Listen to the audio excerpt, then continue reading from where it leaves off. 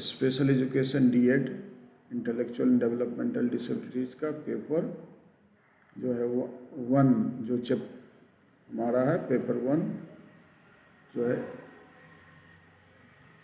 हमारा introduction to disability में हम लोग चैप्टर 4 जो अर्ली इंटरवेंशन का पार्ट हमने ऊपर में अभी देखा कि अर्ली इंटरवेंशन क्या है, अर्ली इंटरवेंशन की क्यों आवश्यकता है और अर्ली इंटरवेंशन के माध्यम से हम लोग क्या क्या कर सकते हैं।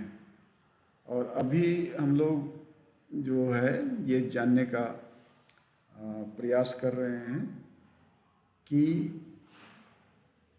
जो मल्टीपल डिसेबिलिटी है, मल्टीपल डिसेबिलिटी में किस प्रकार हम उसको अर्ली इंटरवेंशन का उपयोग कर सकते हैं। कंसेप्ट ऑफ अर्ली इंटरवेंशन पहले भी हम लोगों ने पढ़ा है कि अर्ली इंटरवेंशन नवजात शिशुओं और उन बच्चों के लिए विशेष सेवाएं जो विकासात्मक विलंब डेवलपमेंटल डिले के जोखिम में है। इन सेवाओं का उद्देश्य 5 प्रमुख विकासात्मक क्षेत्र मैंने पहले बताया था, शारीरिक, संज्ञानात्मक, सामाजिक, भावनात्मक और संवेदी और अनुकूलनात्मक एडेप्टिव डेवलपमेंट में बच्चों की आवश्यकताओं को पहचान करना। ये 5 क्षेत्र याद रखना है।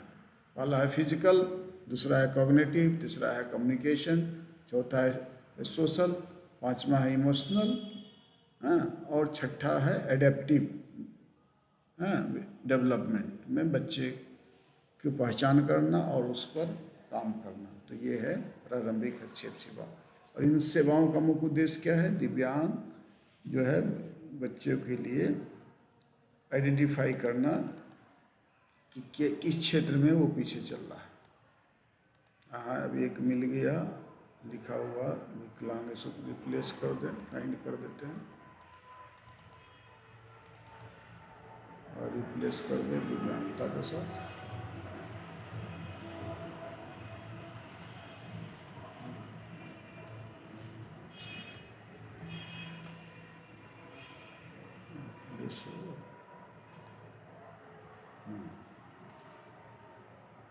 चलिए 8 जगह था रिप्लेस।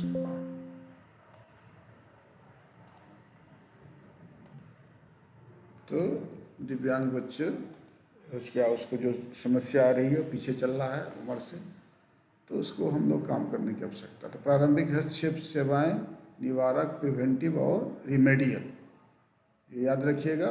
प्रिवेंटिव और रिमेडियल दोनों प्रकार की होती है। तो बचपन के पहले वर्षों में सीखने और विकास करने का दर क्या होता है? तंत्रित होता है, ये जानना जरूरी है। अगर इस चरण में बच्चे को उचित सहायता नहीं मिलते तो क्या होता है? महत्वपूर्ण अवसर हो सकते हैं।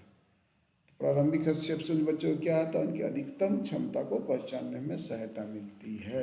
और इससे पहले भी हमने बोला है कि आवश्यकता क्यों है, पूछता है क्वेश्चन, अर्ली इंटरवेंशन जो है क्यों आवश्यक है। सब कोई जानते हैं कि जब हम पहचान लिए कि हम उसको दिक्कत है, बच्चे अपने समय पे विकास नहीं हो रहा है, तो उस पर काम करने की ज़रूरत है। हस्तक्षेप मतलब क्या? बीच बीच करना है ना। 2 आदमी का झगड़ा हो रहा है तो बीच में छुड़वाने की मदद करना, उसको हस्तक्षेप बोलते हैं। तो प्रारंभिक हस्तक्षेप की आवश्यकता इन सिद्धांत पर आधारित है कि प्रारंभिक अनुभव बच्चों के भविष्य के अधिगम, सीखना और विकास की नींव पर होती है। हमने जाना भी है पियाजे के संज्ञानात्मक विकास का सिद्धांत स्पष्ट रूप से बताया गया है कि 0 से 2 साल में संवेदी मोटर चलन होते हैं जो आगे के विकास में बुनियादी रखता है। लॉरेंज द्वारा प्रत्यारोपण किया गया था सिद्धांत का कि पशु के प्रयोग ने सिद्ध किया कि प्रारंभिक अनुभव का जीवों के व्यवहार और जैविक संरचना पर दीर्घकालिक प्रभाव पड़ता है। जो हम बचपन में, जो 9th 10th में, 7th 8th में कहीं जो चीज़ हमने सीखा है वो जीवन पर्यंत जो है उस सीखने पर जो है प्रभाव पड़ता है हमारे जीवन में। और जो एट रिस्क है, बच्चे जोखिम है, न्याय बच्चे की स्थिति, जब बच्चे का विकासात्मक क्षमता उनके उम्र के मानक से कम होती है, पीछे होती है, उसे विकासात्मक विलंब डेवलपमेंटल डिले की श्रेणी में रखा जाता है। यह जैविक, पर्यावरणीय और आनुवंशिक कारणों से हो सकता है और ऐसे बच्चे एट रिस्क माना जाता है। उन्हें शीघ्र सेवाएं प्रदान करने की आवश्यकता होती है। Role and impact of family क्या होता है इसमें? ऐसे एक असाधारण बच्चे का परिवार अक्सर सामाजिक रूप से अलग थलग, निराश, तनावग्रस्त महसूस करता है और प्रारंभिक हस्तक्षेप से क्या होता है, माता पिता का आत्मविश्वास बढ़ता है, बच्चे को सीखने की बेहतर समझ मिलती है, परिवार को अवकाश और आनंद के समय मिलता है। हाँ, तो इसका परिभाषा हमने अलग अलग दिया था अर्ली इंटरवेंशन का। डंस्ट 1996 इन्होंने बताया था कि प्रारंभिक हस्तक्षेप उन अनुभवों और सहयोगों को संदर्भित करता है जो गर्भावस्था, शैशवावस्था और प्रारंभिक बाल अवस्था के दौरान बच्चे और उनके परिवार को प्रदान किए जाते हैं।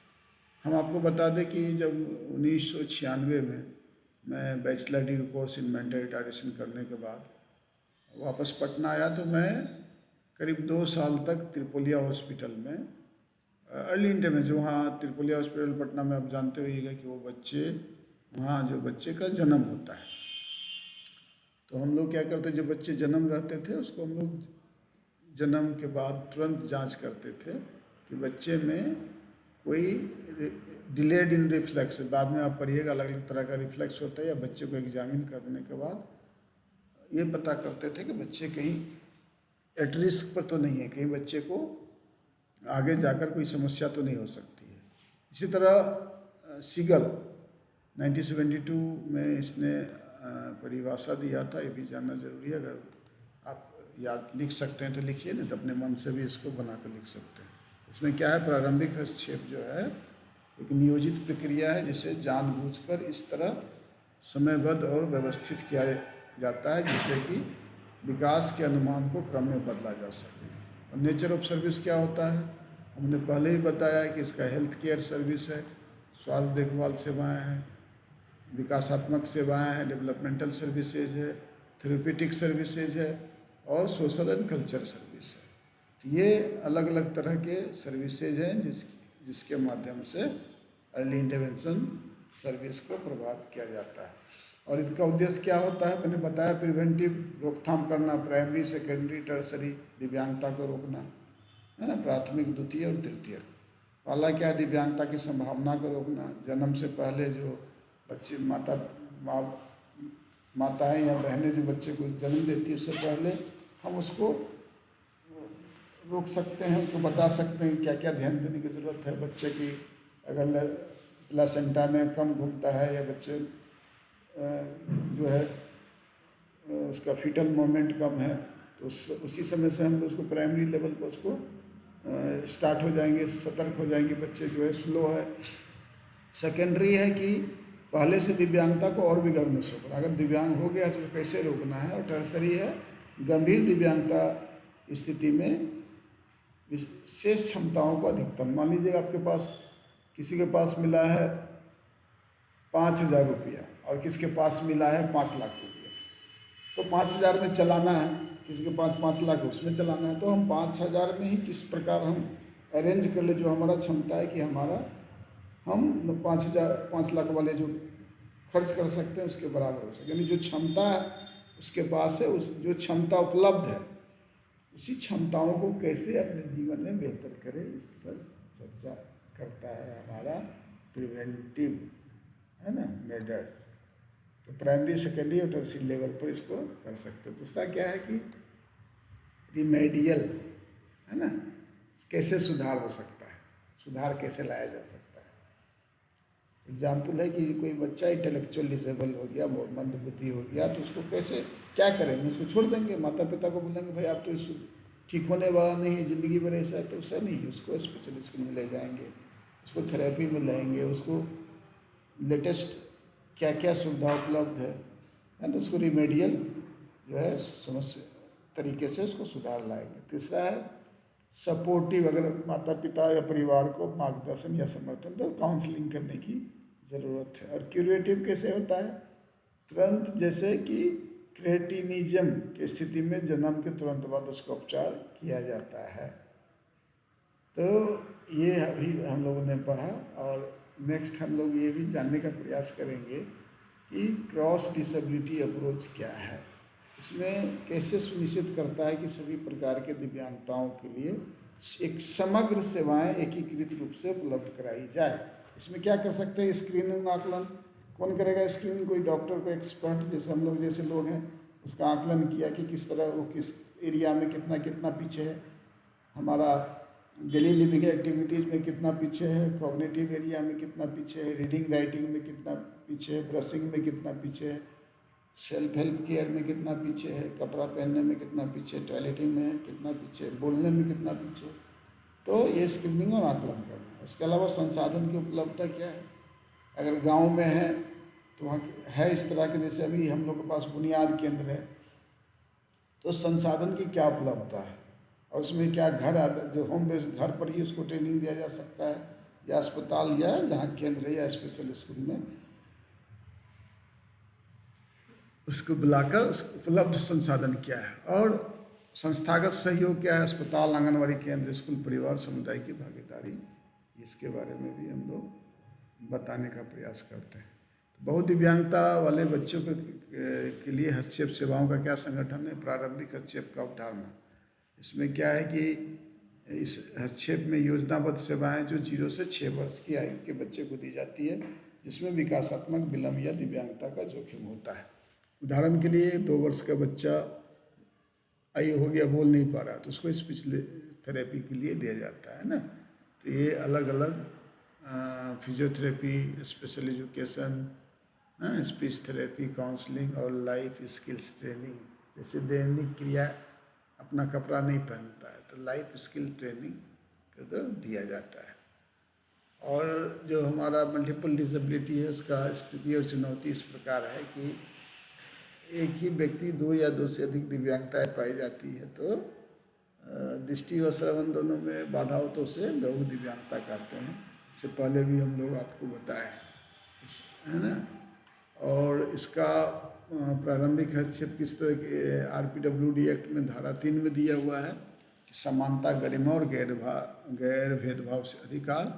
धारा 25 में दिया हुआ है स्वास्थ्य सेवाओं का अधिकार, जिसमें प्रारंभिक पहचान और हस्तक्षेप शामिल हो। धारा 26 में शैक्षणिक समावेशन के लिए उपाय के लिए बताया गया है।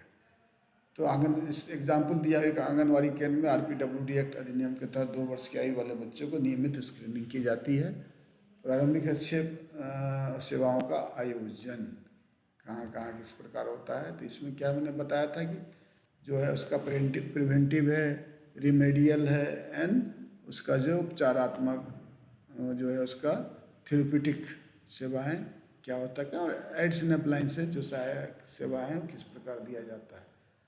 तो केंद्र हम तो जानते हैं कि सेवा किस प्रकार दिया जाता है, पूछता है जो हम किसी बच्चे को जो सेवा देते हैं अर्ली इंटरवेंशन किस प्रकार। पहला तो है केंद्र सेंटर, जैसे समर्पण है, सफल है, CRC है, डिस्ट्रिक्ट अर्ली इंटरवेंशन सेंटर है, ये सब जो है हॉस्पिटल है, ये सब केंद्र आधारित है। दूसरा घर आधारित, घर पर ही स्पेशल एजुकेटर को भेजकर उसको हम लोग स्क्रीनिंग करा के उसको अर्ली इंटरवेंशन दे सकते हैं। तीसरा है अस्पताल आधारित, क्योंकि जो बच्चों के लिए ENT या न्यूरो क्लिनिक है जहाँ वहाँ पर अस्पताल आधारित सेवाएं दिया जा सकता है।